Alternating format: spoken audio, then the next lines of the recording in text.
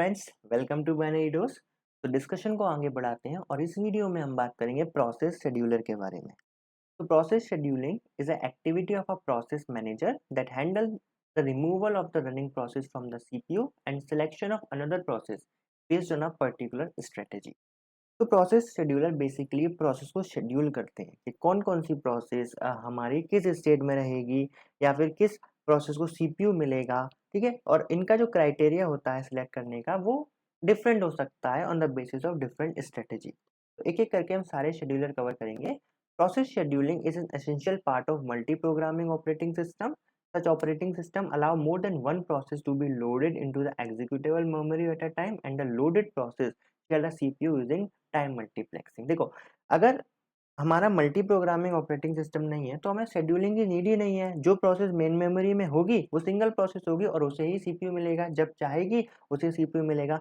But अगर multi programming है यानी कि more than one process main memory में है, तब हमें उन्हें शेड्यूल करना पड़ेगा और तब हमें प्रोसेस शेड्यूलर की नीड होगी।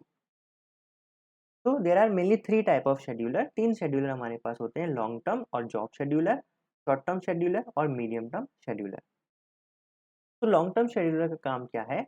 It bring the new process to the ready state. ठीक है, हमने न्यू स्टेट पढ़ा था, तो न्यू स्टेट से रेडी स्टेट में लाने का काम कौन करता है? Job scheduler. It control the degree of multi programming, that is the number of process present in a ready state at any point of time.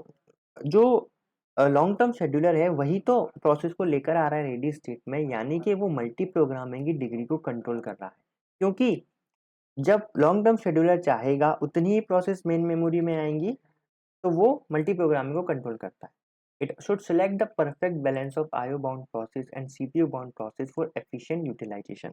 अब हमारे पास मेनली दो तरीके की प्रोसेस होती हैं। कुछ आईओ बाउंड प्रोसेस होती हैं, यानी कि ऐसी प्रोसेस जिन्हें सीपीयू से ज़्यादा इनपुट आउटपुट में काम रहेगा, और कुछ ऐसी प्रोसेस होती हैं जिन्हें सीपीयू पर ज़्यादा काम रहेगा as compare to IO.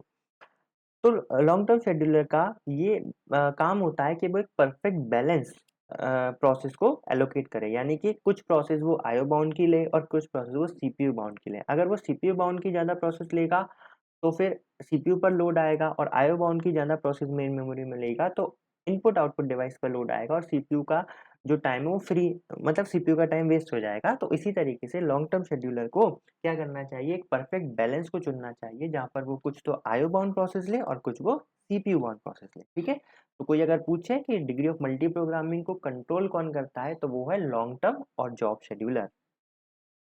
Then इसके बाद काम आता है शॉर्ट टर्म शेड्यूलर का। देखो, जब रेडी क्यू में कई सारी प्रोसेस सीपीयू के लिए वेट करती हैं, तो उनमें से किसको सीपीयू मिलेगा ये कौन डिसाइड करता है? ये डिसाइड करता है शॉर्ट टर्म या सीपीयू शेड्यूलर। ठीक है, और ध्यान रखिए ये केवल डिसाइड करता है, ये कभी भी उस प्रोसेस को सीपीयू दिलवाएगा नहीं।